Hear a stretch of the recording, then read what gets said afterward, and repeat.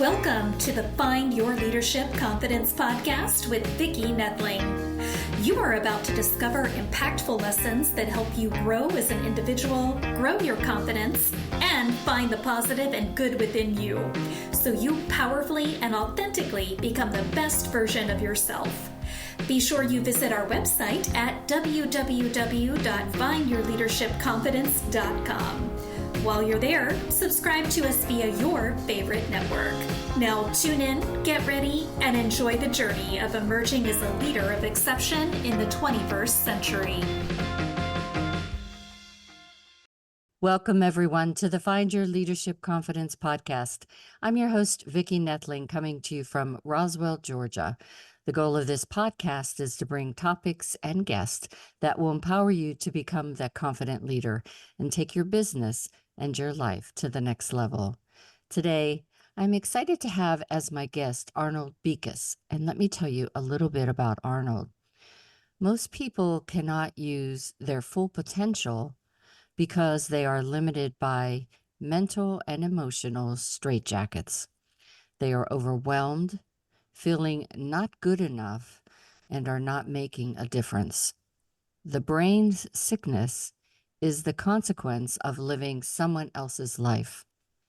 You can dismantle the straitjackets by unleashing and using your uniqueness. Brain fitness trains you to live your own life. Your well-being, performance, creativity will significantly improve.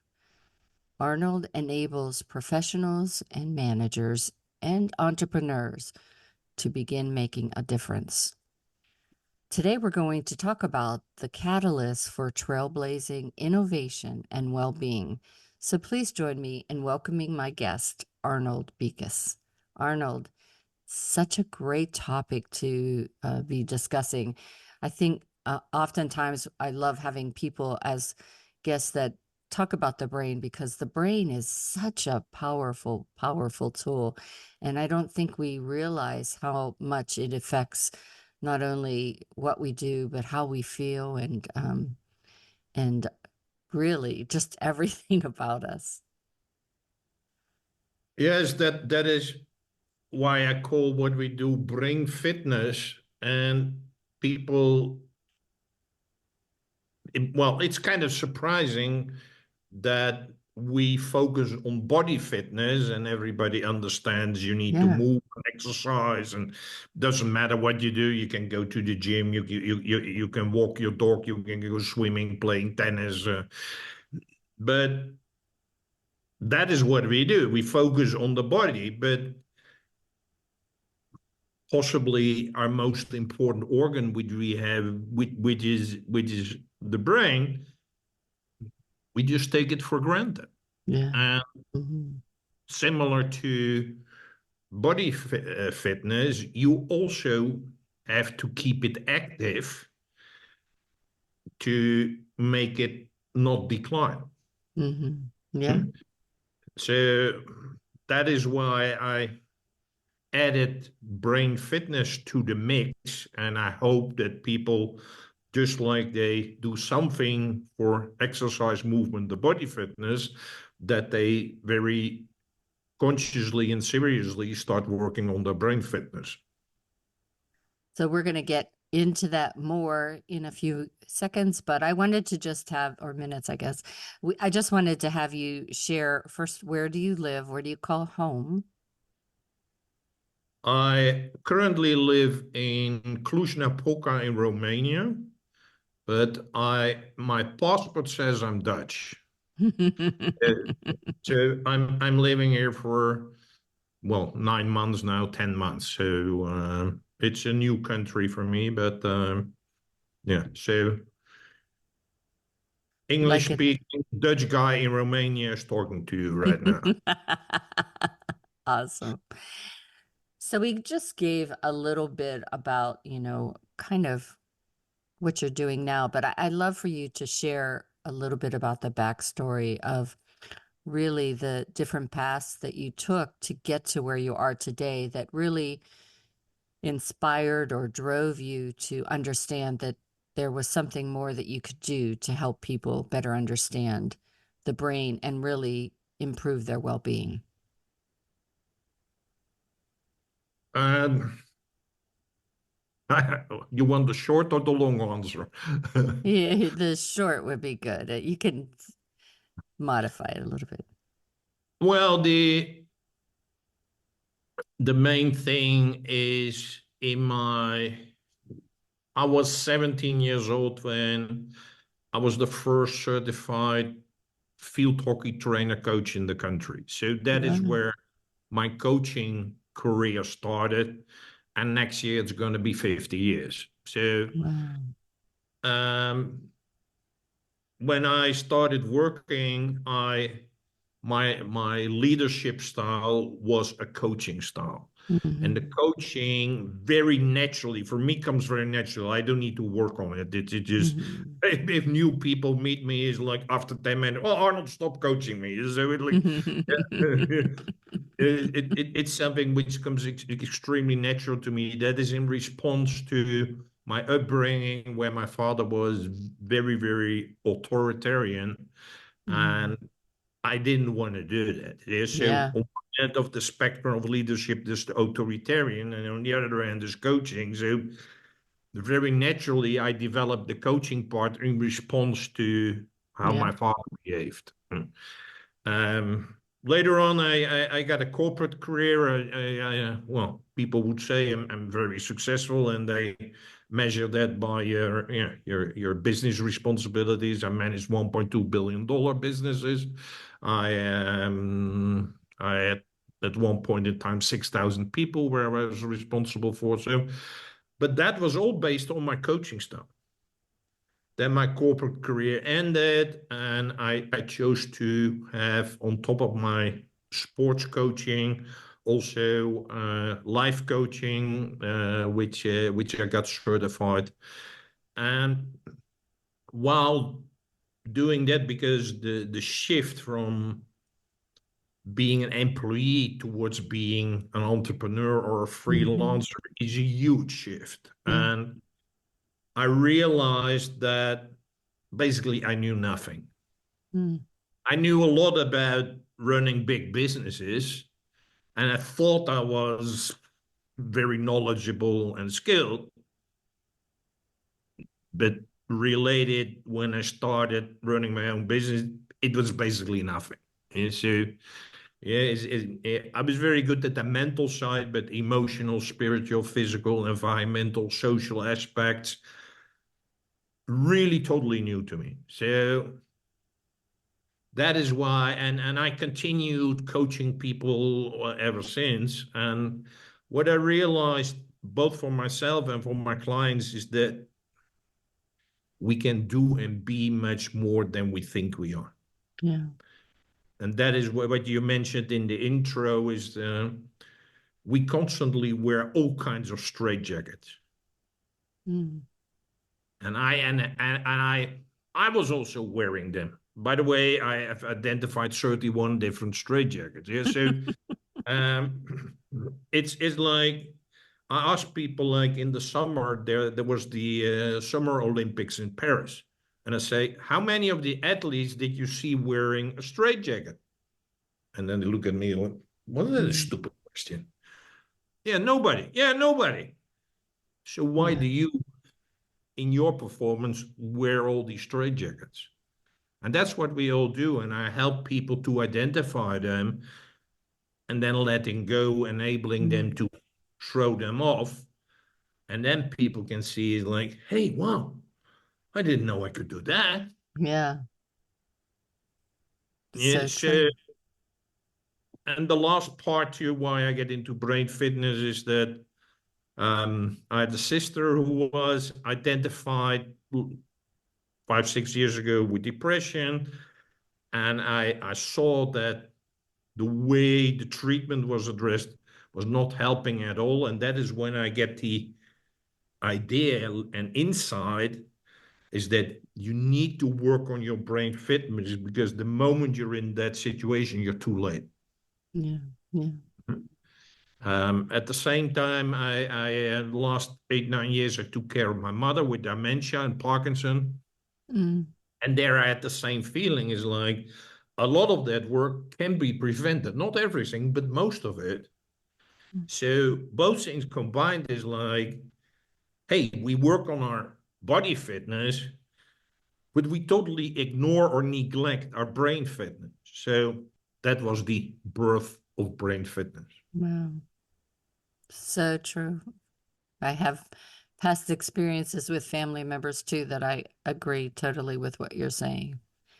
So let's just talk a little bit about mental illness and it seems to be exploding and is it because of more social media awareness or why is it that mental illness is just so much in the forefront now? A couple of reasons. Part of it is that there is less stigma around it, so people share it and talk about it.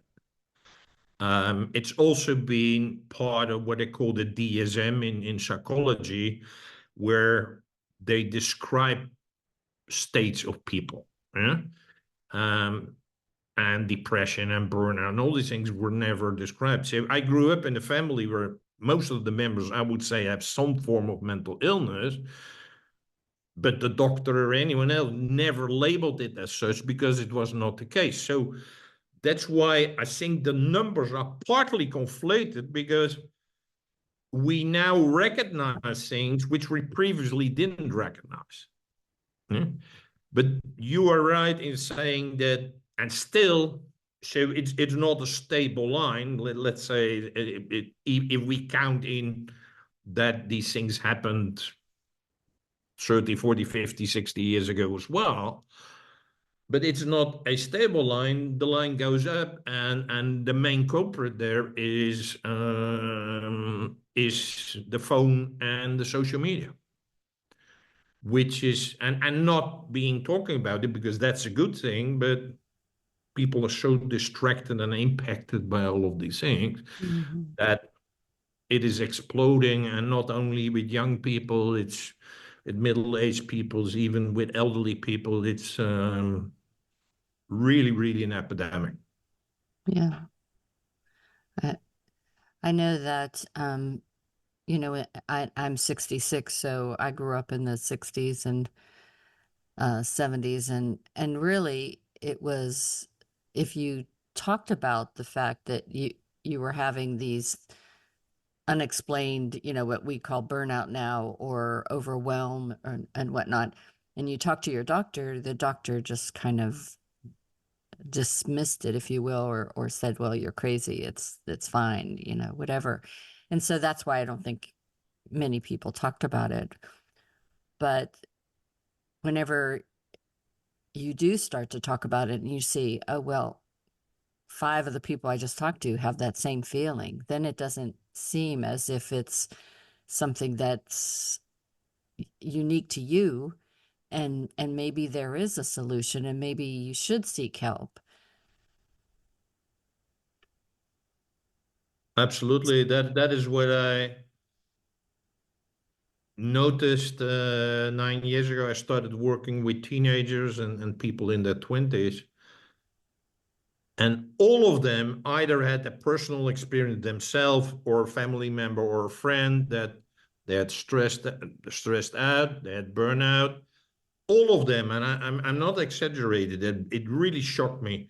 All of them knew someone who committed suicide. Yeah. Yeah. I can say that was never the case when I was a teenager or young, and I'm the same age as you. It's like totally huge change. Mm-hmm. So what are some of the causes that you found of the mental illness that, at least in the patients or the people that you've talked with?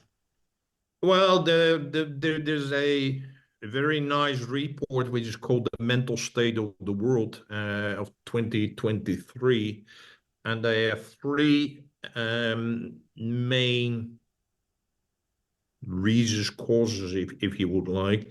Number 1 is, at what age do you start using social media and a mobile phone?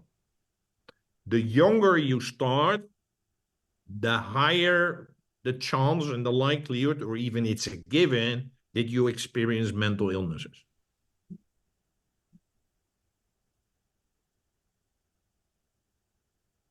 The second reason is ultra-processed foods.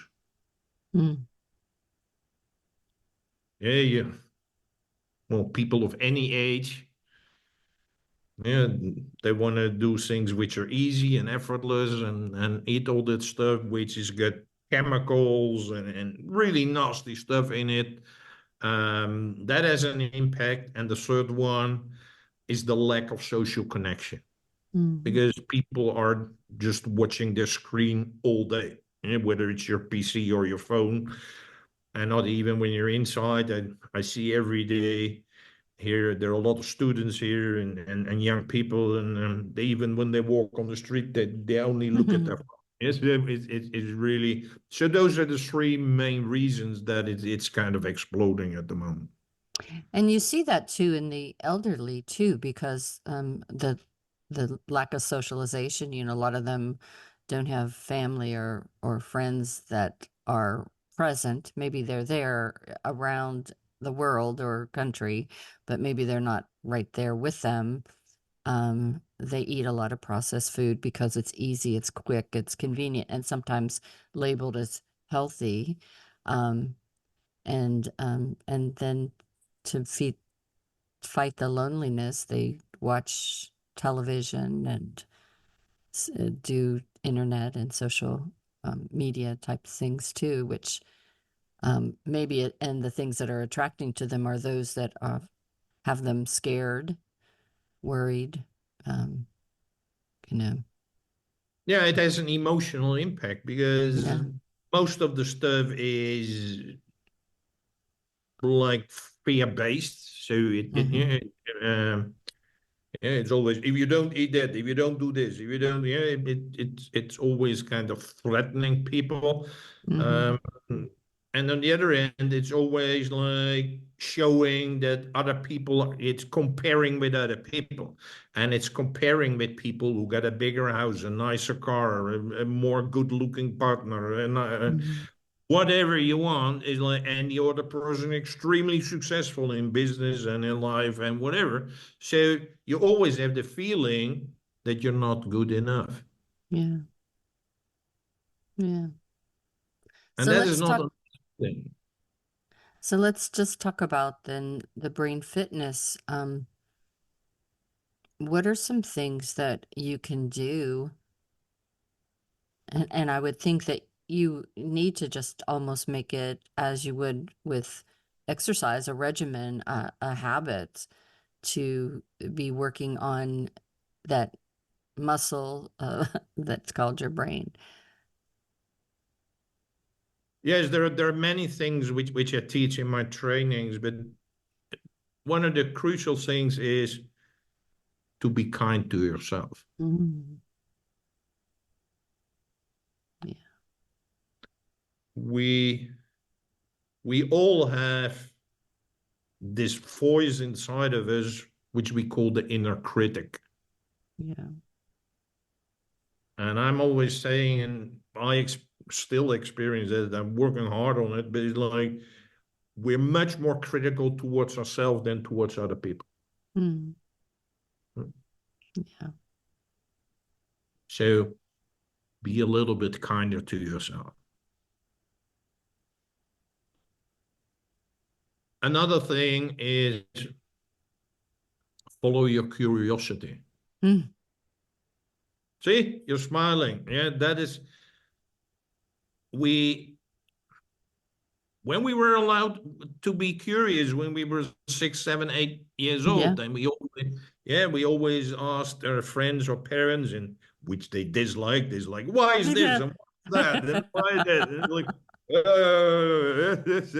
it's like,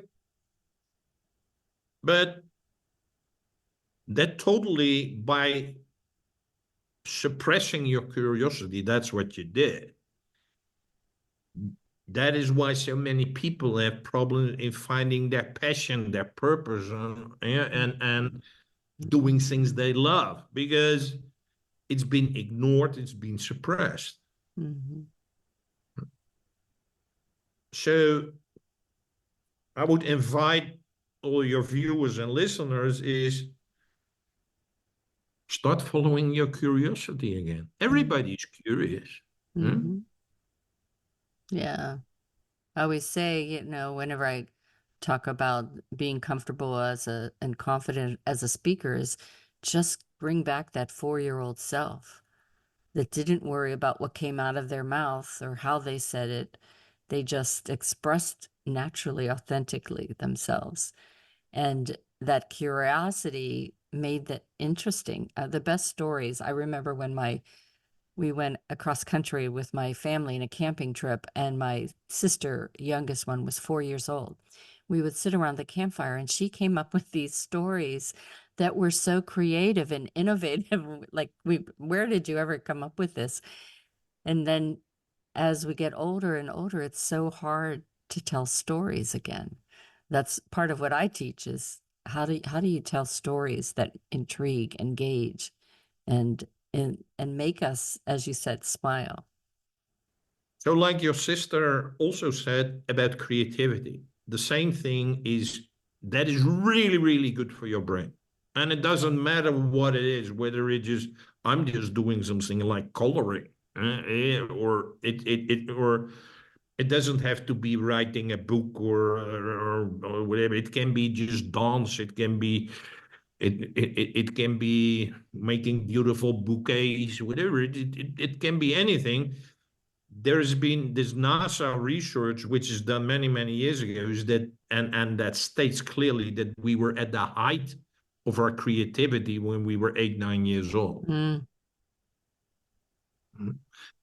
So that means if I ask people and audiences, whatever is like, are you creative? And nobody raises a hand or one or two, that is not true. We all are creative, but we're so used to suppressing it and not using it and ignoring it that we think it's not there. Yeah. I often, and I have a husband that was a teacher for 40 years and a daughter who was a teacher for 5 years and now teaches teachers.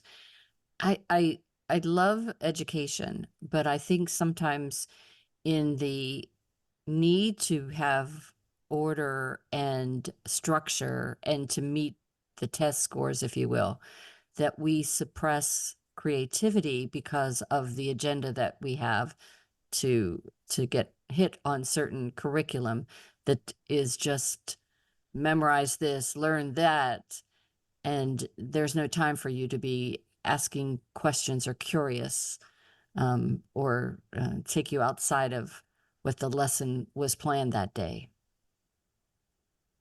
Yeah, and that is sad in itself, but even more so today when we look at the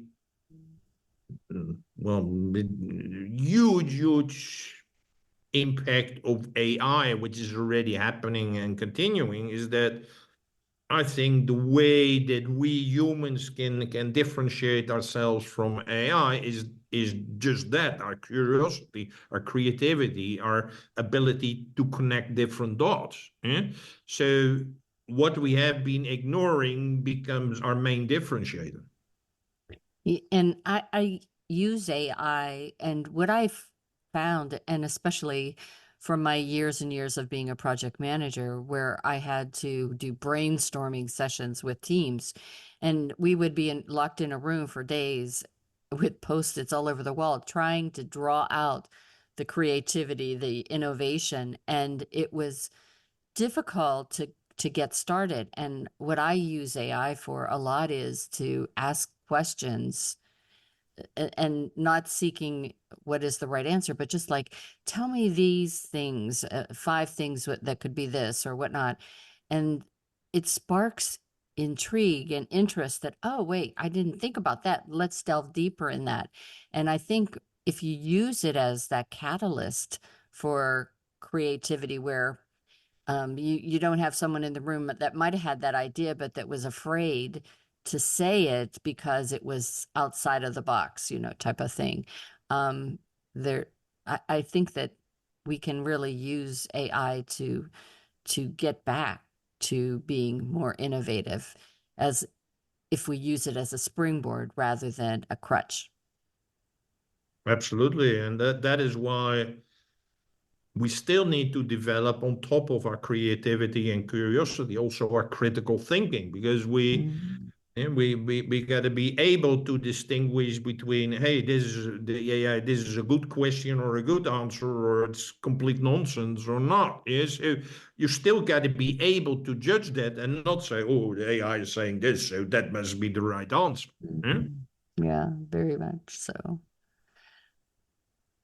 So as we talk about all these things, one of the areas that I think we all as humans struggle with is we get very comfortable in the way we do things. And I think that's why sometimes we don't question our mental state, our mental fitness, because that might mean that we have to change something, that there's something that needs to be different in our lives. Why is change so hard for us? Excellent question, Victoria. I think in our society, change is discouraged intentionally. Why is that? And the reason is that employers want you to do a specific job. And they want you to do it in a certain way. So once you master that, they want you to continue doing that and not say, hey, it can be done in a different way. And why don't we do it like this? And why don't we change like this? They don't like these questions because you're hired to do a job. And that's what it is. So that is from practice in any work environment. But look at, you talked about the educational system. Why is, in any case, doesn't matter whether it's primary school, high school, university, whatever, why is nowhere taught to people how to deal with change? Yeah, yeah. That is, for me, a sign that they don't want change. Mm-hmm. Because it's the only constant in our world. There's continuous change, and we got to know how to deal with it. But so why is it not part of any curriculum is to help you to deal with change? Yeah. That's because they don't want you to change. Yeah. Don't break it or don't fix it if it's not broke. It's always worked. Why should we, mess with it? All those things that I hated. We don't want to set a precedence. It's like, oh goodness. So what is neuroplasticity? I can't say that well. Neuroplasticity is the capability to learn and to continuously learn throughout your life. Basically, what it says is that you're rewiring connections in your brain because of certain experiences. Because if you get new experience, you get a new connection, a new wiring. And that is in essence what you do when you learn. That sounds simple or whatever, but it's like, until in the 80s, people thought that once we were, let's say, 25, we cannot change anymore. I can say for me, that's not true anymore. No, but that is what people understood. That was the mindset, yeah. Yeah, that was the mindset, is like, no, well, or even around people's personality. How many times have you heard people say, well, that's just who I am? Yeah. Yeah. And that has impacted everything. But neuroplasticity, and that's been shown, like people in their 90s, I experienced that in my family. My uncle was a professor a long time ago, but I very vividly remember that he had a student, which was a lady in her 90s, who got her PhD with him. Wow. So that shows that she could learn and develop and grow, even at that age. And that is true for all of us. Yeah. Yeah, I believe you should never stop learning. But, that makes me think back to what we were talking about with our needing to have the brain fitness.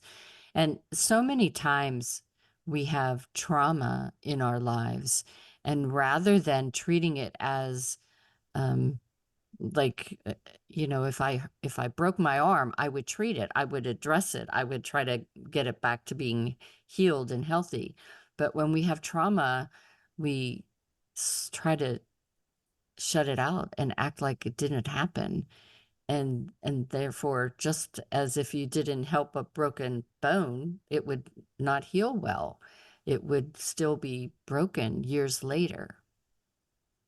Yeah, that is, I always use the example of, imagine you're in a swimming pool and you have a football, you have a ball, and you press the ball underwater.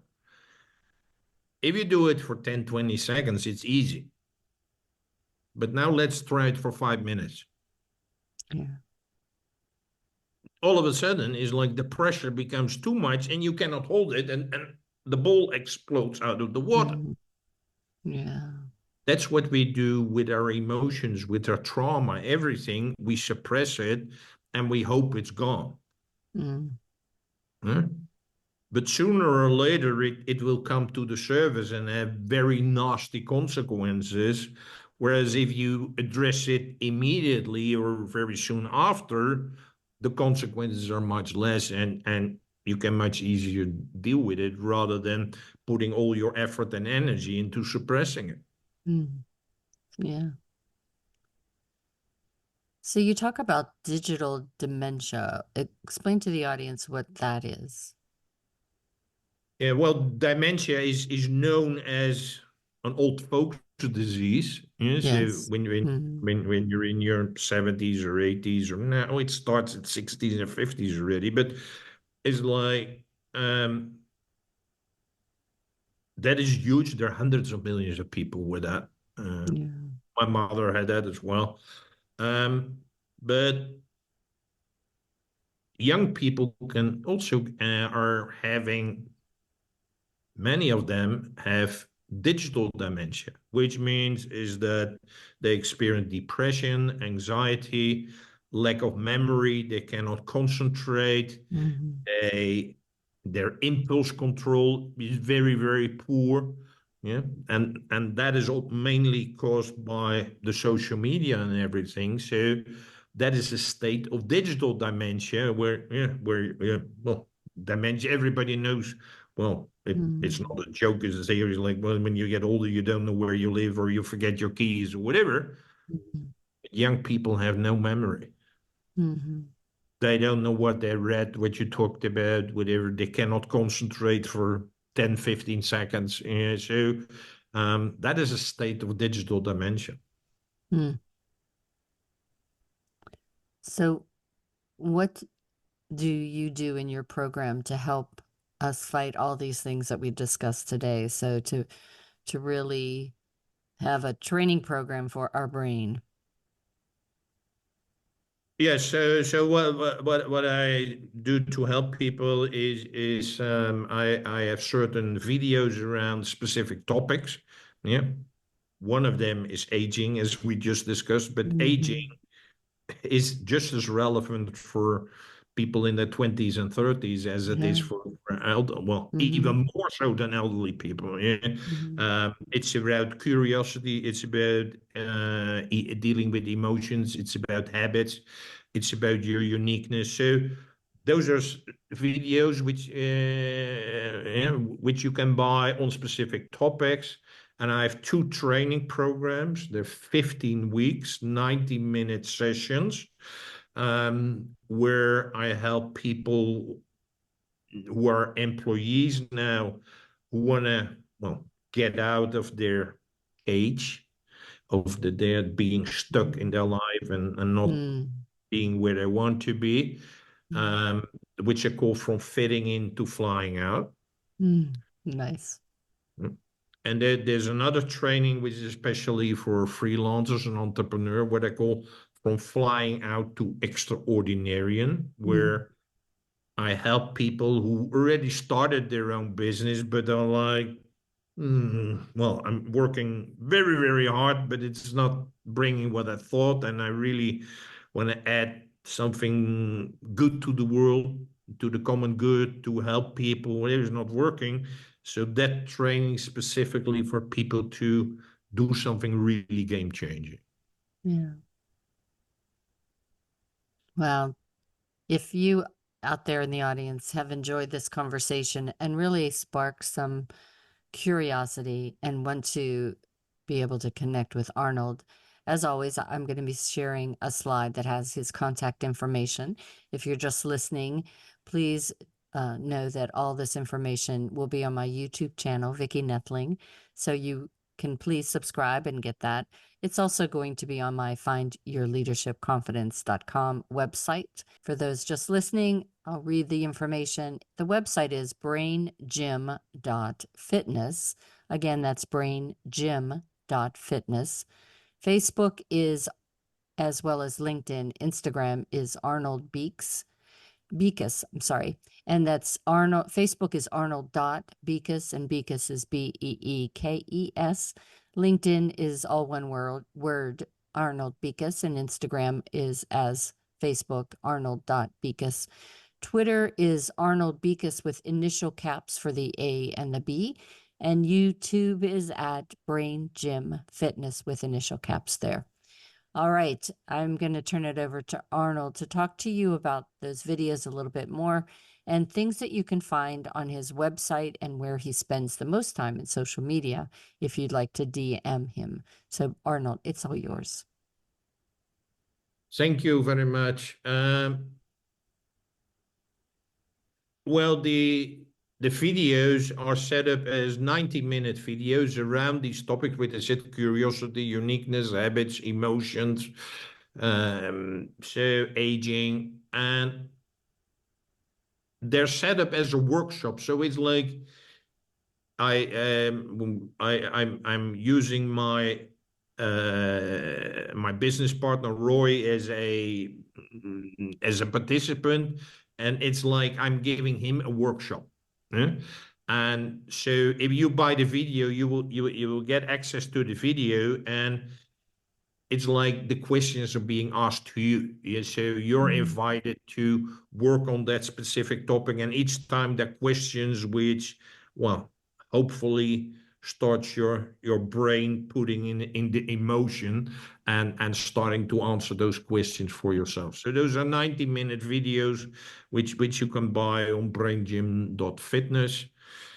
And your question is where I'm most probably it's LinkedIn and Twitter, and both of them is just my name. It's not a very common name, so it's easy to find. But if you still have some question or thing, if you go to my website braingym.fitness, there is a link where you can have access to my agenda, and you can just book a session to me and ask me some questions.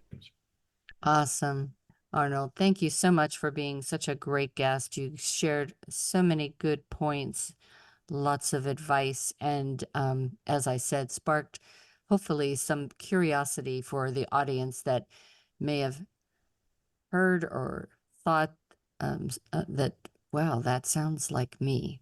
And hopefully they'll take action to begin to have some brain fitness for themselves. So thank you so much for being such a wonderful guest. Thank you, Victoria. Happy to be there. As always, I remind everyone that life is a journey, and it's up to you to enjoy the ride. This is Vicki Noethling, signing off.